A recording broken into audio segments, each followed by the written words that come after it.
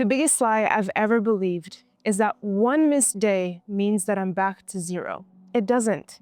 But that belief has killed more dreams than failure ever has. Because think about it, most people don't quit because the dream was too big. They quit because they missed one day and got embarrassed. You skipped the gym once, you didn't post once, you broke the streak once. And instead of getting back up, you ghosted your own goals like some toxic ex, not because you're weak, but because you made that one slip mean something to you. You turned that one moment into a meaning. You attached your identity to an event. I messed up, I ruined it. See, I'm not disciplined enough. I always do this. And suddenly, a 24-hour split turned into a 7-day shame spiral. But here's what I need you to hear out loud. You don't lose progress when you miss a day. You lose it when you let guilt stop you from returning. One missed day never destroyed anyone's momentum. But the story you tell yourself about that day, that's what does the damage. And if this is the only thing you take from today, missing a day is normal. Quitting because of it is a choice. This video I'm filming right now was supposed to be posted at 7 a.m. today. And I quickly told myself, all right, I'm already missing the deadline. I need to make sure I get this video in before my meetings this afternoon. And then life happened. And I had a bunch of meetings. I had different things I had to take care of in the morning. And I found myself in the afternoon with no video filmed, no editing done. And a voice told me, all right, you know what? Look, you've been going so strong for 27 days. It's okay.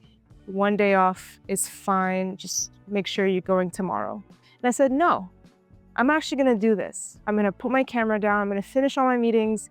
Even if it's 5 p.m., I'm gonna film it, edit it on the spot, and post it today. I'm gonna post day 28 today. But see, if I had faced this exact same situation 2 years ago, I would have let that self-talk, that spiral hit me because I missed my deadline at 7 a.m. And I would have never filmed this video. I would have been very hard on myself, saying things like, why didn't I plan this earlier? I knew this was gonna be a busy morning.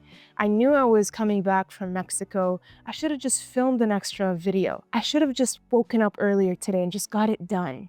And guess what? With that voice repeating in my head and without me shutting that voice down, there would have never been a video 28 today. And today would have been a missed day in my 100 bold challenge. So I believe that this is the perfect opportunity to talk about why I always say that to act bold, you need to be kid brave again. What does kid brave actually mean? Kid brave means you stop taking life so serious that one mistake takes you out of the game. It's how you used to live as a kid. You fell, cried for 2 seconds, and then you got back up and tried again. There was no overthinking, no shame, no, I guess I'm just not meant for this. None of that. Just try again.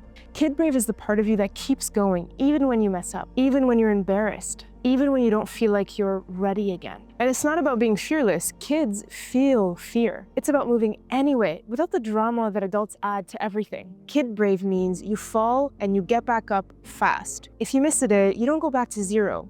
You continue. You show up imperfectly, but you show up. Because as a kid, you never quit learning to walk because you fell. So why quit on yourself now because you slipped once? Kid brave is who you were before you learned to doubt yourself. When you slip, that inner voice decides whether you bounce back or spiral. Most people talk to themselves like a critic. I messed up again.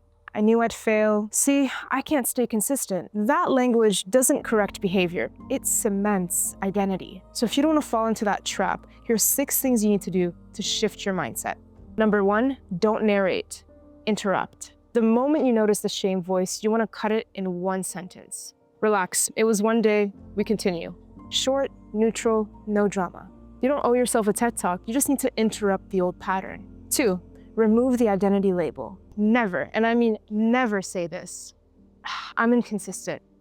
I always fall off. Replace it with, I'm someone who gets back up. I'm someone who returns.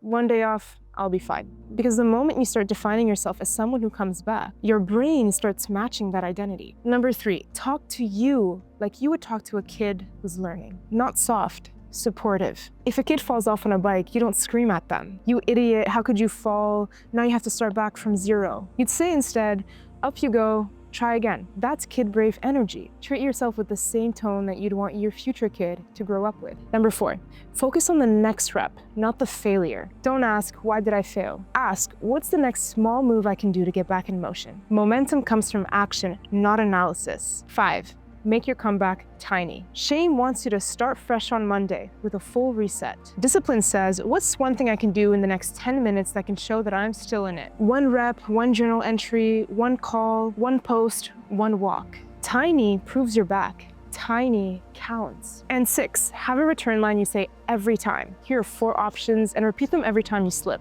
1 day doesn't define me. I return fast. That's my superpower. We're still in the game. I don't restart, I continue. Say it out loud.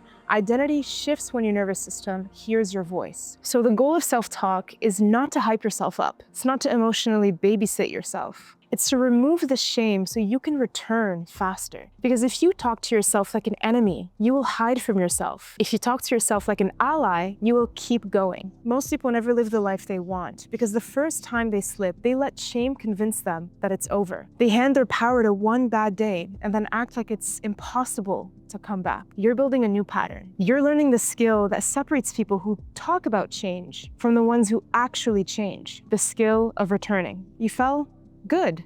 Now get up faster, because confidence isn't built by being perfect. It's built by proving to yourself that you don't disappear when it gets inconvenient. Your boldness isn't measured by how many days you show up in a row, but by how quickly you show back up when you don't. So today, you're not starting over. You're not back at 0. You're not apologizing to yourself for being human. You're continuing. Day 28 is your reminder and my reminder. The comeback is the muscle, and you're building it. Today, I almost slipped up, but because of my self-talk, I made it happen. So this is day 28 out of 100 bold. I appreciate you being here. I will see you tomorrow at 7 a.m. And remember, to act bold, you need to be kid brave again.